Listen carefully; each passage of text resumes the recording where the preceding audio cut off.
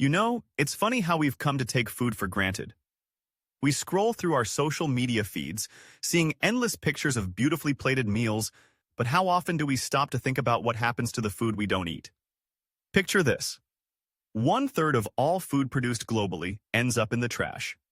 That's about 1.3 billion tons of food every year. Can you even wrap your head around that? It's like taking a massive truckload of food and just dumping it all away. And here's the kicker. While nearly 800 million people around the world are hungry, we're tossing out perfectly good food. It's a staggering contradiction, and it's time we talk about it. Let's break it down. In developed countries, households are the biggest culprits of food waste. It's not just restaurants or grocery stores, it's us. We buy more than we need. We forget what's in the back of the fridge, and we let leftovers languish until they become science experiments. It's estimated that about 40% of food waste happens right at the consumer level.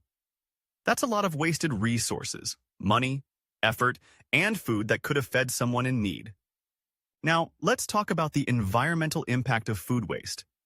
When we throw food away, we're not just wasting the food itself, we're wasting all the resources that went into it, the water, the land, the energy. Did you know that wasting a single apple means wasting around 70 liters of water? That's right, 70 liters. And when food ends up in landfills, it decomposes and produces methane, a greenhouse gas that's even more potent than carbon dioxide. If food waste were a country, it would be the third largest emitter of greenhouse gases, right after the US and China. Let that sink in for a moment. And it's not just about the environment. There's a significant social and economic impact too. In the US alone, we waste about $218 billion worth of food every year. That's money that could be used to improve food security, to support local farmers, or even to invest in sustainable practices. It raises ethical questions, especially when we know that so many people are struggling to put food on the table. It's a moral dilemma we can't ignore. So, what can we do about it? How can we reduce food waste in our daily lives? First off, meal planning is a game changer. By planning your meals ahead of time, you can avoid overbuying and stick to what you actually need. Make a shopping list and commit to it. It sounds simple, but it can save you from impulse purchases that lead to waste. Proper storage is another crucial step. Do you know how to store your fruits and veggies to extend their shelf life? Refrigerating them in the right sections of your fridge can make a world of difference. And let's not forget about leftovers. Instead of letting them sit in the fridge until you forget about them, get creative. Use leftover vegetables in soups, stir-fries, or salads. Make smoothies from ripe fruit, or freeze them for later. You can also organize your pantry using the first in, first out method. Put the older items in front so they get used first. It's all about being mindful and intentional with our food. If you find yourself with excess food that you can't consume, consider composting.